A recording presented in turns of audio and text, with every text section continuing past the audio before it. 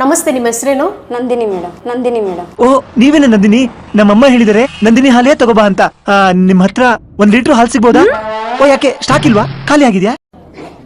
ಬರೀ ಇಂಥದೆಯಾ?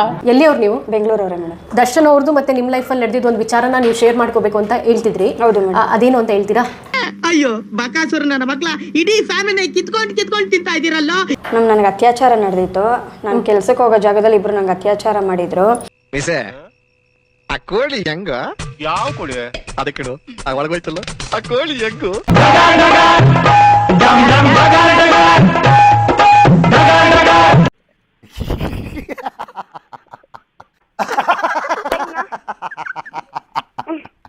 ಆವಾಗ ನಾನು ಬದುಕಕ್ಕೆ ಇಷ್ಟ ಆಗಿಲ್ಲ. ನನಗೆ ತುಂಬಾ ಕಷ್ಟ ಆಗಿತ್ತು. ಬದುಕಕ್ಕೆ ಆಗ್ತಾ ಇದ್ದಿಲ್ಲ. ಆ ರೇಂಜಿಗೆ ನಾನು ಇದ್ದೆ.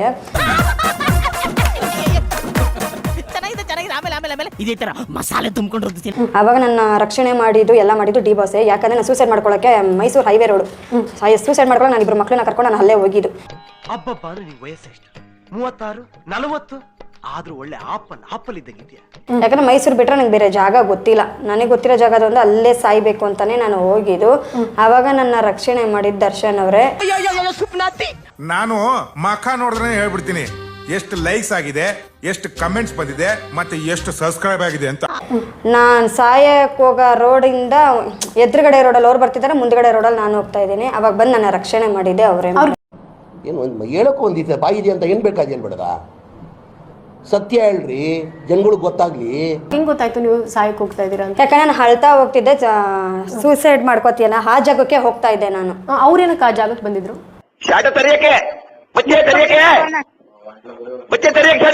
ಏನ್ ಮಾತಾಡಿದ್ರು? ಏನಾಯ್ತು? ದರ್ಶನ್ ಸರ್ ಕಡೆಯವ್ರೊಬ್ರು ಬಂದ್ಬಿಟ್ಟು ಏನಕ್ಕೆ ಅಳ್ತಾ ಇದೆಯಾ, ಯಾಕಮ್ಮ ಅಳ್ಕೊಂಡು ಮಕ್ಳನ್ನ ಎಳ್ಕೊಂಡು ಹೋಗ್ತಾ ಇದೆಯಾ ಅಂತ ಕೇಳಿದ್ರು ನನ್ನ. ಅನ್ನ ತಿಂತಾರ ತಿಂತಾರಣ್ಣ ಈ ನನ್ನ ಮಕ್ಕಳು. ಅವಾಗ ನಾನು ಈ ತರ ಎಲ್ಲ ಹೇಳ್ದೆ, ಸರ್ ಈ ತರ ಎಲ್ಲ ಅನ್ಯಾಯ ಆಗಿದೆ, ಹಿಂಗೆಲ್ಲ ಮಾಡಿದ್ದಾರೆ, ಬದುಕಕ್ಕೆ ಇಷ್ಟ ಇಲ್ಲ, ಅದಕ್ಕೋಸ್ಕರ ನಾನು ಸಾಯಕ್ಕೆ ಹೋಗ್ತಾ ಇದ್ದೀನಿ. ನಮ್ಮ ಮನೆ ಬರ ಇದನ್ನ ಕೇಳಬೇಕಲ್ಲ, ಕೂತ್ಕೊಂಡು 2 ಬಿಟ್ಟು ಎಳ್ಕೊಂಬರೋದು ಬಿಟ್ಬಿಟ್ಟು ನಮ್ಮವ್ರು ಅಂತ ಹೇಳಿದಾಗ ನಿಜವಾಗ್ಲೂ ಅಲ್ಲಿ ದರ್ಶನ್ ಸರ್ ಇದಾರೆ ಅಂತ ನಾನು ಊಹೆನೂ ಮಾಡಿದಿಲ್ಲ. ಅವ್ರ ಕಡೆಯವರೇ ಬಂದು ನನ್ನ ಕೇಳಿದ್ದು. ಆಮೇಲೆ ದರ್ಶನ್ ಸರ್ ಬಂದು ಕೇಳಿದ್ದು, ಇಷ್ಟ ಅನ್ಯಾಯ ನಡೆದಿದೆ, ನೀನು ಕಂಪ್ಲೇಂಟ್ ಕೊಟ್ಟಿಲ್ವಾ ಅಮ್ಮ ಅಂತ. ಯಾವ ಮರದ ಕೆಳಗೆ ಕೂತ್ಕೊಂಡು ಬರೆದು ಕಟ್ ಮಾಡಿದ್ರು ನನ್ನ ಮಕ್ಕಳ್ರ ಕಂಪ್ಲೇಂಟ್ ಕೊಟ್ಟಿರೋ ನಾನು ತಪ್ಪೇ, ನನ್ನ ಮಕ್ಕಳು ತಪ್ಪೇ ಮಾಡಿಲ್ಲ ಅಂದ್ಬಿಟ್ಟು ಕೇಸ್ನೇ ಕ್ಲೋಸ್ ಮಾಡ್ಬಿಟ್ಟಿರೋರು. ಆ ತರ ನನ್ನ ಇನ್ನೊರು ರೋಡ್ಗೆ ಎಳಿತಾರೆ ಅಂದ್ಬಿಟ್ಟು ನಾನು ಕಂಪ್ಲೇಂಟ್ ಕೊಡಕ್ ಹೋಗಿಲ್ಲ, ಕಂಪ್ಲೇಂಟ್ ಮಾಡಕ್ ಹೋಗಿಲ್ಲ. ಬಹಳ ಕಷ್ಟಪಟ್ಟಿದ್ಯಾ ಬಿಡು. ಬಟ್ ನನಗೆ ಸಿಕ್ಕಿದ್ ಒಂದೇ ದಾರಿ ಸೂಸೈಡ್ ಮಾಡ್ಕೊಬೇಕು ಅಂತ. ಆವಾಗ ನಾನು ಸೂಸೈಡ್ ಮಾಡ್ಕೊಳಕ್ ಹೋದಾಗ ನಾನು ಬಂದು ರಕ್ಷಣೆ ಮಾಡಿದ್ದು ದರ್ಶನ್ ಸರ್ ಇರ್ತಾರೆ. ಬರೀ ಬೋಗಸ್ ರೀ, ಇವರು ಬೋಗಸ್ಸೇ, ಏನು ಅನುಮಾನನೇ ಇಟ್ಕೋಬೇಡಿ. ಇವ್ರಿಗೆ ಬೇಕಾದಾಗ ಇವ್ರು ಡ್ರಾಮಾ ಮಾಡ್ತಾರಷ್ಟೇ. ಆ ಪೊಸಿಷನ್ ನಾನು ಆಗಿದ್ದೆ. ಎಷ್ಟು ನರ್ಕ ಕೊಟ್ಟಿದ್ದಾರೆ, ಎಲ್ಲೆಲ್ಲಿ ನನಗೆ ಹೇಟ್ ಆಗಿತ್ತು, ಪ್ರತಿ ಕತ್ತತ್ರ ಕೈಯಲ್ಲಿ ಎಲ್ಲ ಹೇಟ್ ಆಗಿದೆ, ಎಲ್ಲ ಅವ್ರು ನೋಡಿ. ನಿಮ್ಮ ಅಪ್ಪ ಅಮ್ಮ ನಿನ್ನದು ಏನು ಅಂತ ಹುಟ್ಟಿಸ್ಬಿಟ್ರು? ಅದೇನು ಮುಹೂರ್ತ ನೋಡ್ಬೇಕು, ನೀನು ಹುಟ್ಟಿಸಿದ ಮುಹೂರ್ತನ.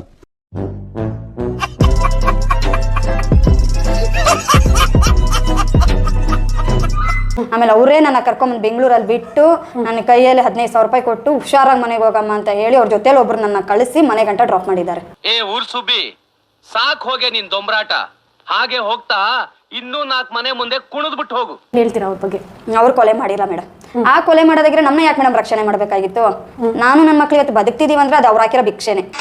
ಇವ್ರ ಜನ್ಮದ ಬೆಂಕಿ ಹಾಕ. ನಮ್ ದೇಶದಲ್ಲಿ ಇಂತ ಬಣ್ಣನ್ ಮಕ್ಳೇ ಜಾಸ್ತಿ ಆಗ್ಬಿಟ್ರಲ್ಲ. ಅಂತದ್ರಲ್ಲಿ ಅವ್ರು ಕೊಲೆ ಮಾಡಿದಾರೆ ಅಂದ್ರೆ ಯಾರು ನಂಬರು ನಾವು ನಂಬಲ್ಲ ಮೇಡಮ್.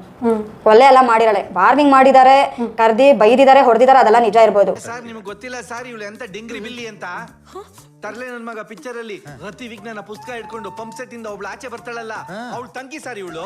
ಕೊಲೆ ಮಾಡಷ್ಟು ಕ್ರೂರಿ ಅಲ್ಲ ಅವರು. ನನ್ನ ಎಕ್ಸಾಂಪಲ್ ನನಗೆ ನಡೆದಿರೋ ಇದ್ರಲ್ಲೇ ಹೇಳ್ತಿದ್ದೀನಿ. ಆಗಿದ್ದಿದ್ರೆ ನನ್ನ ಕಾಪಾಡಬೇಕಾಗಿಲ್ಲ, ನನ್ನ ಮಕ್ಕಳನ್ನು ಕಾಪಾಡಬೇಕಾಗಿಂತದ್ದು ಅವ್ರಿಗೆ ಇದ್ದಿದ್ದಿಲ್ಲ.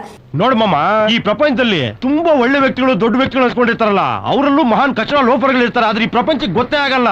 ಬೇರೆಯವ್ರ ಕತೆ ನಮಗೆ ಯಾಕಪ್ಪ ಅಂತ ಹೋಗ್ಬೋದಾಗಿತ್ತಲ್ವ. ಅವರು ನಿಲ್ಲಿಸಿ ನನ್ನ ರಕ್ಷಣೆ ಮಾಡಿ ನನ್ನ ಕರ್ಕೊಂಬಂದ್ ಮನೆಯವರೆಗೂ ಬಿಟ್ಟಿದ್ದಾರೆ ಅಂದ್ರೆ ಕೊಲೆ ಮಾಡಷ್ಟು ಕ್ರೂರಿ ಅಲ್ಲ ಮೇಡಮ್. ಸಿಡಿಲ್ ಬಡಿದು ಕ್ಷಾಮ ಬಂದು ಪ್ರವಾಹ ಸಿಕ್ಕಿ ಭೂಕಂಪ ಆಗಿ ಲಕ್ಷಾಂತರ ಜನ ಸಾಯ್ತಾರೆ.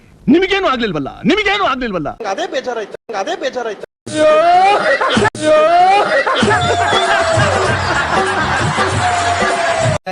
ಇಷ್ಟು ಹೇಳಕ್ ಇಷ್ಟಪಡ್ತೀನಿ. ಓಕೆ ಫ್ರೆಂಡ್, ಬಾಯ್. 7 ಮೀಟರ್ ಕುಡಿದಾರ ಅನ್ನೋದು ನಾನು 2 ಮಾತು ಮುಗಿದ್ವು ಅಂತ ಹೇಳಿದ್ಬಿಡಿ. ಎಷ್ಟು ಜನ ಕಚರ ನನ್ನ ಮಕ್ಕಳು ಮನೇಲಿ ಹೆಂಡತಿ ಇಟ್ಕೊಂಡು ಹೊರಗಡೆ ಇನ್ನೊಂದು ಸೆಟಪ್ ಮಾಡ್ಕೊಂಡಿಲ್ಲ. ಎಷ್ಟು ಜನ ವರ್ಷ ಹೆಂಗಸರು ಮನೇಲಿ ಗಂಡನ ಇಟ್ಕೊಂಡು ಮನ್ಸಲ್ಲಿ ಇನ್ನೊಬ್ಬನ ಇಟ್ಕೊಂಡಿಲ್ಲ.